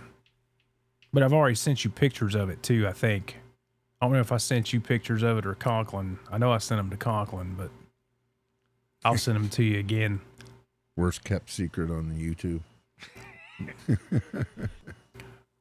Well, you gotta let your builder buddies in on it so they can give you fucking Support pointers you and along shit. the way. So, Yeah. But She'll anyway, be a beaut, man. She'll be a beaut. everybody go check out Under the Bus's 3-year anniversary show tomorrow. Don't bother. Anniversary. Yeah, their anniversary, excuse me. Don't bother trying to win that guitar. I am the guitar winner on the Under the Bus network. Mm-hmm. If I don't win it, my roommate's going to win it. So in that case, I win it anyway. And I'll say it here. If I win whatever it is, I bequeath it to Randy. So. Yeah, and Kurt's my homeboy, so it's fucking rigged.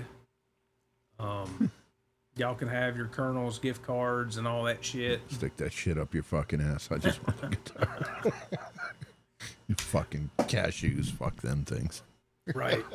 Your popcorn, your fucking Gizmochi CDs. Yeah, fuck all that shit. I won one of those, I think, on the first year anniversary. I won the fucking Gizmochi CD. Last time look at Trev that. was over. Kurt says Waller Cries can play. I don't know, man. He's got a pretty big nose, so I hope you're packing. And the last times Trev was over, we rocked, I don't know which one, but Gizmochi album. It was fucking killer. It was really good. It is. It is. I was like, Jesus. Got a whole new appreciation for Jay.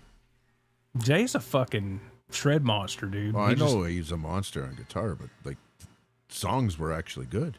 Jay's riffs were great. Yeah, he knows how to mix. So ain't no shit sounding snare drums on anything Jay Hannon's doing. No. I was quite mortified to find out that the riff that I liked the most was written by Caleb. To be honest That's with what. That's Ryan's prize, Kurt. you. Yeah, the jizzed hat. You talking about their intro music? Yeah. Yeah. Apparently they got some new ones in the works. I Some think new, so, yeah. Some new Facelift. musics. Cool. Should be good. Should be good. Will that $50 gift card from Tessie Switch buy me the new officially licensed EVH kill switch that got announced fucking today or yesterday? Me Are and you Jim. fucking kidding me? No, Really? I'm dead serious. It was funny. Jim Vombus was like, he commented on like the ad for it, the EVH put out. He's like, who fucking cares? He goes, yeah, let me fucking buy it, spend $50 on a red button so I can just fucking mutilate my guitar to install it. I mean, whatever. I never got those. Makes that one? What's supposed to make that one different from the other button? I have no idea. No idea. I mean, doesn't Tessie make that thing? Well, I mean, you Yeah, could that get yeah, the. I mean, yeah, it's an arcade button. Yeah, $25.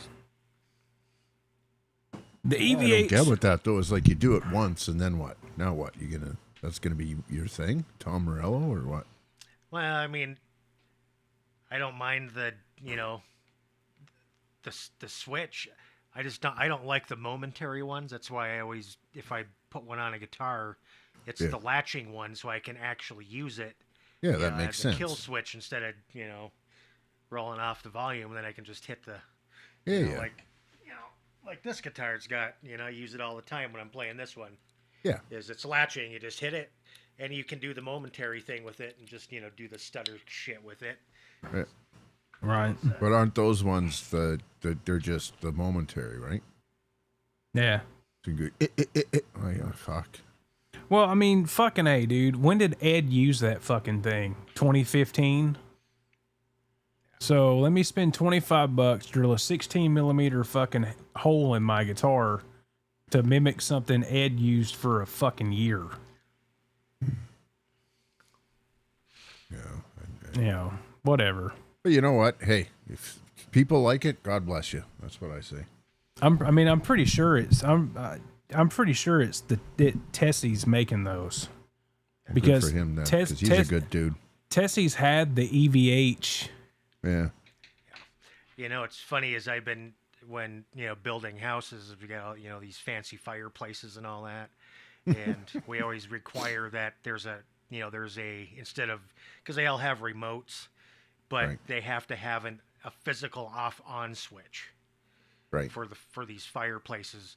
So I was just using the real small 10 millimeter Tessie kill switches, the latching ones, in black, and hiding it, and just kind of like small enough to hide it somewhere so that it wasn't visible on there, and then you just reach around and.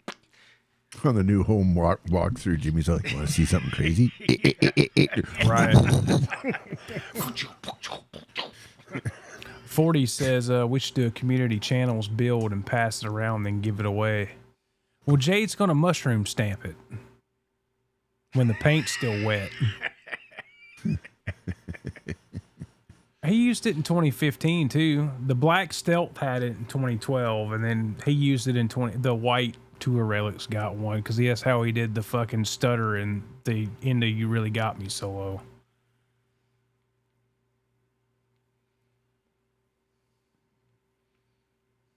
What's some Dave saying there? I once said my phone number. I wanted you to call me. I ain't playing that fool. I am their better looking one, so you call me bitch. Whatever. Okay, bitch. Yeah. All right, we're turning it in, and we've been fucking around on here for 2 hours. 1 hour and 57 minutes. But thanks for everybody for putting up with this crap for 2 hours. It was fun. Mm-hmm. Good to see We'll everybody. see the boys tomorrow for their anniversary. Yeah, go watch the UTB anniversary. Go check out 40 Grits channel and all his awesome content.